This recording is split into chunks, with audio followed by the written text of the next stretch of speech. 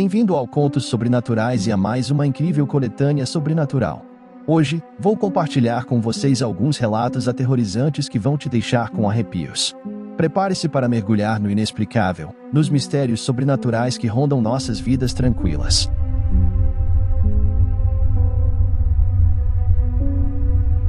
Quando eu era adolescente, minha avó adoeceu gravemente, o que a obrigou a ser internada em um hospital localizado em uma cidade vizinha. Na época, eu era a única da família que não trabalhava e estava de férias escolares.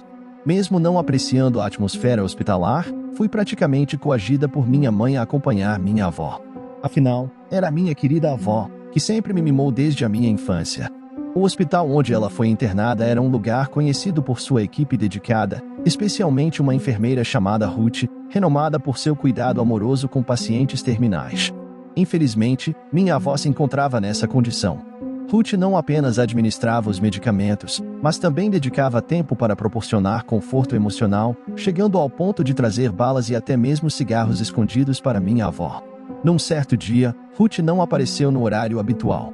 Eu presumi que estivesse de folga. À noite, acordei com um sobressalto ao vê-la de pé ao lado da cama da minha avó.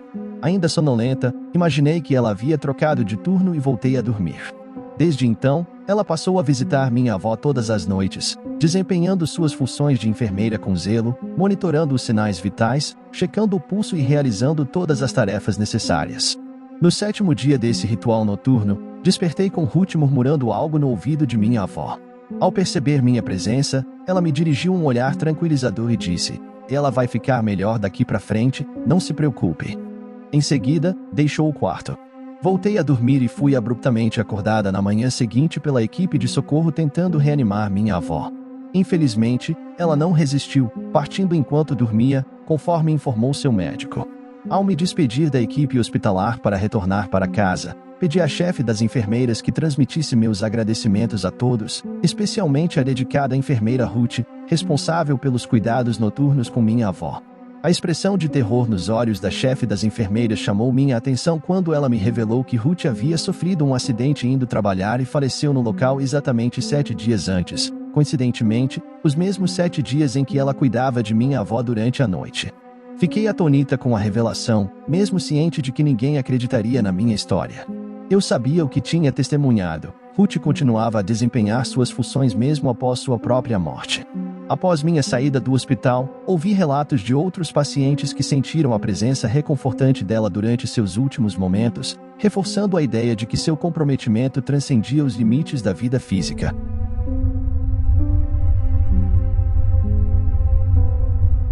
Trabalhei durante muitos anos em uma agência. O que vou relatar aqui não aconteceu comigo, mas com uma de minhas colegas de trabalho. Tudo começou quando mudamos para um novo prédio devido à crise em 2014. Justo nesse período, uma jovem chamada Carla começou seu estágio na agência. Naquele ambiente, só havia mais 2 mulheres trabalhando: a mulher do chefe, que cuidava do setor de recursos humanos e tinha um banheiro exclusivo, e a atendente, que era deficiente e possuía seu próprio banheiro especial. Praticamente ninguém na agência nunca havia entrado no banheiro feminino. Com a entrada de Carla, eventos inexplicáveis começaram a ocorrer. No início, ela mencionou que alguém a observava quando ia ao banheiro. Preocupada, Carla compartilhou a situação com Irene, a mulher do chefe e responsável pelo RH. Tivemos uma longa, e quando digo longa, é longa mesmo, palestra sobre assédio, embora ninguém assumisse ter cometido tal ato. Os dias se passaram, e novamente Carla relatou que alguém ficou parado do lado de fora enquanto ela usava o banheiro. Ela saiu correndo assim que, nas palavras dela, o maníaco saiu do banheiro e foi contar a história para a dona Irene. A resposta de Irene foi outro sermão e ameaças de chamar a polícia caso aquilo continuasse. Como uma medida de precaução, um técnico instalou câmeras de segurança do lado de fora do banheiro para identificar o maníaco. Contudo, muitos na agência ainda achavam que Carla estava inventando ou, pior, que estava ficando mentalmente instável.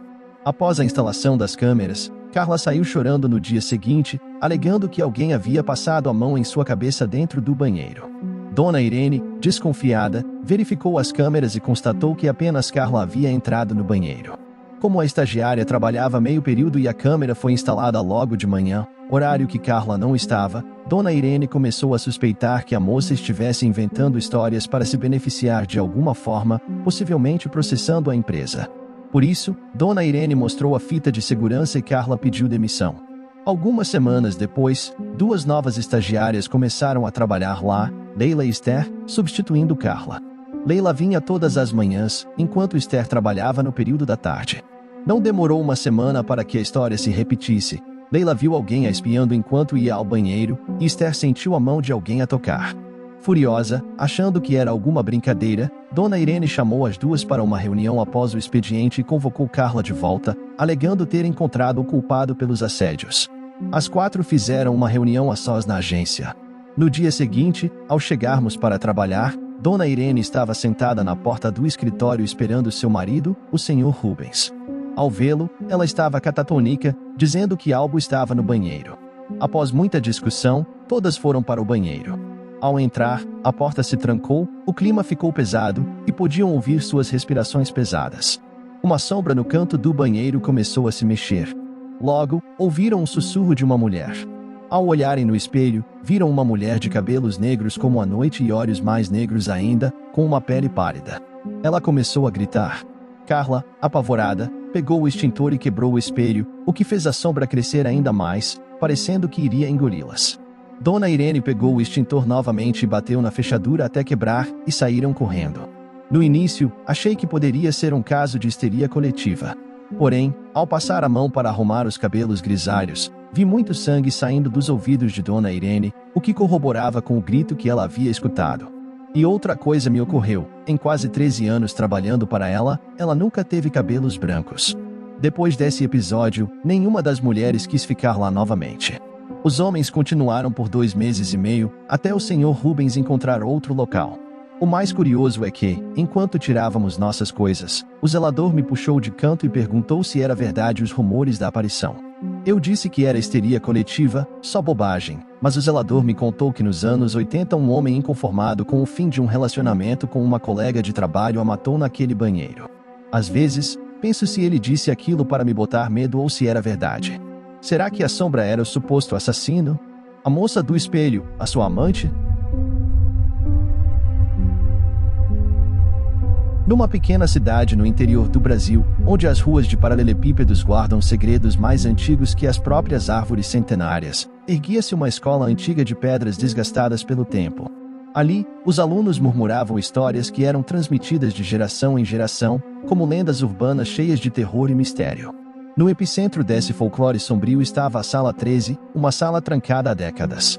Dizia-se que, à noite, quando a cidade se entregava ao silêncio e a lua lançava sua luz pálida sobre o prédio da escola, risadas infantis podiam ser ouvidas ecoando pelos corredores vazios. As luzes, mesmo quando a escola estava deserta, tinham uma tendência peculiar de piscar na Sala 13.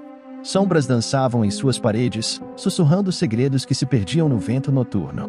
Um professor corajoso, movido pela curiosidade e talvez por um desejo inconsciente de desvendar o inexplicável, decidiu desafiar o tabu. Armado com um molho de chaves enferrujadas, ele enfrentou a porta da Sala 13. O metal rangeu, e a sala, envolta em escuridão por tantos anos, foi exposta à luz. Ao começar as reformas, estranhos acontecimentos se intensificaram. As risadas infantis agora eram audíveis não apenas à noite, mas durante as aulas.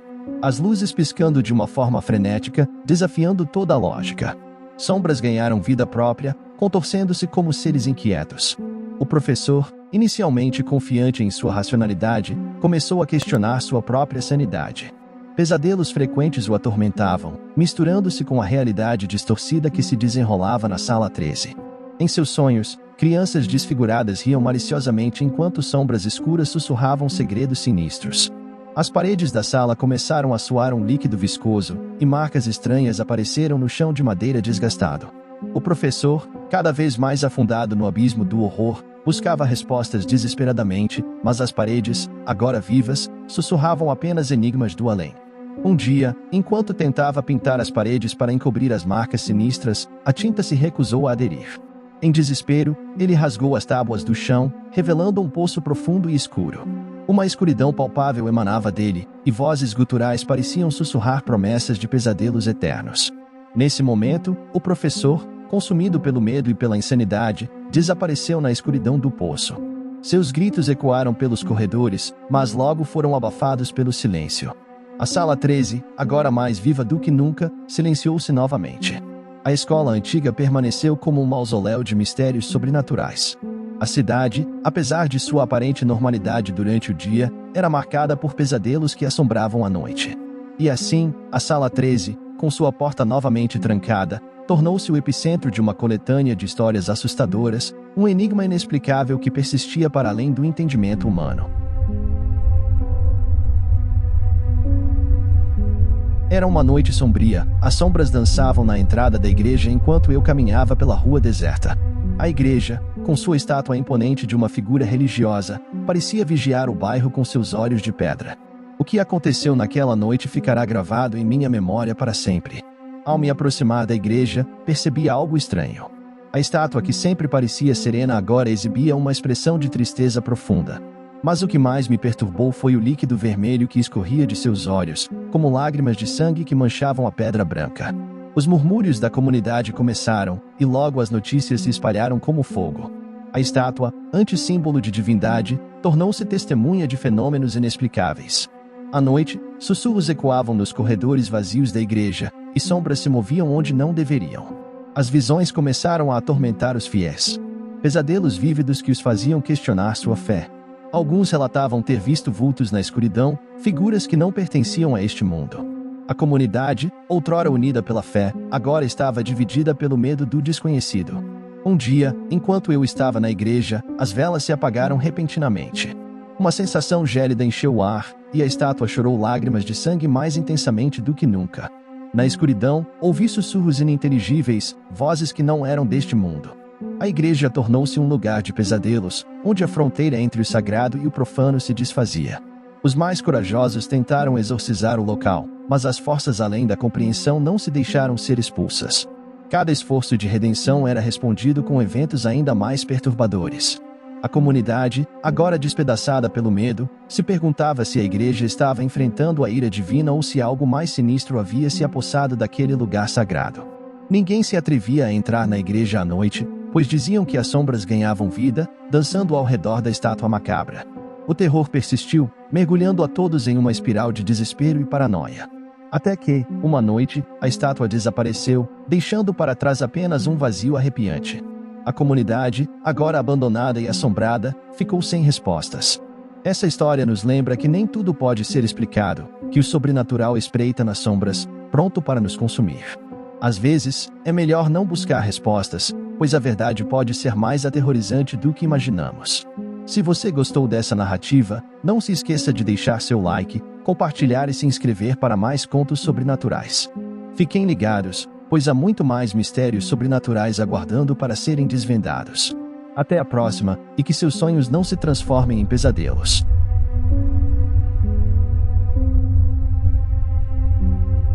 Era uma noite comum na tranquila cidade, que não irei dizer por questões de respeito aos seus moradores, as luzes das casas tremeluziam como estrelas distantes. Contudo, a comunidade estava prestes a ser envolvida por um horror que desafiaria não apenas a lógica, mas também a própria essência da fé. A pequena igreja local, que sempre havia sido um farol de luz e esperança, transformou-se, de repente, em um palco para uma reviravolta aterradora. Imagine a cena, a manhã seguinte ao último sermão, quando os paroquianos, com corações cheios de devoção, se reuniram para suas preces diárias. Foi então que se depararam com algo terrivelmente errado. A cruz no altar, aquele símbolo sagrado que sempre apontava para o céu, estava agora invertida, como uma sombra distorcida de sua representação cristã. O sacerdote imediatamente arrumou a cruz, ele ficou à espreita para pegar o garoto responsável pela travessura. Porém, às 3h03 da manhã, algo desafiou a fé do sacerdote, a cruz se contorceu e voltou à posição para baixo. O sussurro da notícia espalhou-se pela comunidade como um incêndio incontrolável. Uma atmosfera de medo se instalou, como uma névoa densa pairando sobre o lugar. À medida que a novidade se espalhava, eventos inexplicáveis começaram a assombrar a pequena cidade. Curiosos diziam que sombras sinistras dançavam nos corredores vazios da igreja, e suspiros sussurrados de blasfêmias ecoavam por toda a igreja. A escuridão, outrora reconfortante, transformou-se em um palco para pesadelos vívidos. A fé, outrora inabalável como rochas nas margens do tempo, começou a desmoronar. Os paroquianos, anteriormente unidos pela força de sua crença, agora se viam questionando a natureza do mal que a inversão da cruz desencadeou. Um suspense denso pairava no ar, resistente até às preces mais fervorosas. Desesperada, a congregação tentou exorcismos e buscou orientação de outros líderes religiosos de cidades vizinhas, mas nada conseguia acalmar o terror que se instaurara. Os poucos corajosos o suficiente para passar a noite na igreja eram atormentados por pesadelos tão vívidos que mal conseguiam distinguir entre a realidade e o sobrenatural. À meia-noite, Joana, uma corajosa paroquiana, decidiu enfrentar os pesadelos que assolavam a igreja. Enquanto ela tentava encontrar sono no banco frio do corredor principal, sombras se retorciam nas paredes, ganhando vida própria. Os sussurros ininteligíveis, misturados com suspiros frios, cercavam-na, levando-a a um estado de vigília que mal conseguia distinguir da realidade. Pedro, um homem de fé inabalável, escolheu passar a noite junto ao altar invertido na esperança de confrontar o mal de frente. No entanto, seus olhos se abriram para uma visão terrível. Uma figura demoníaca, com chifres e cascos semelhantes a de um bode, começou a persegui-lo. Os sons de seus urros permeavam o ar, e Pedro, entre a consciência e o pesadelo, mal podia discernir onde terminava o sobrenatural e começava a realidade. Logo tiveram que sedá-lo. A entidade sombria continuava a se alimentar do medo dos paroquianos, desafiando todas as tentativas de entender os mistérios que se ocultavam por trás da inversão sagrada. Infelizmente, minha busca por respostas foi em vão. Nesta história, não há redenção, nem explicações lógicas para os horrores que afligiram aquela comunidade. Eu era criança ainda e meus pais se mudaram daquela pequena cidade no interior de Goiás, e nunca mais tive notícia, até esses dias que reencontrei um amigo de escola, por acaso, e perguntei o que aconteceu. Ele disse que a igreja foi fechada, alguns meses depois que eu sair, e que nada que se plantava ao redor de 100 metros dela vingava. Sinceramente, não sei se ele só queria me assustar. Mas ainda desejo sair de férias para lá e, quem sabe, ver o que realmente aconteceu. Bem, esse foi meu relato, espero que o pessoal do Contos Sobrenaturais gostem. Espero que tenham gostado desta coletânea de contos sobrenaturais. Peço desculpas pela minha ausência no canal. Ultimamente, passei por alguns problemas pessoais, mas como dizem, ano novo, problemas novos. Até a próxima, e tenham bons pesadelos.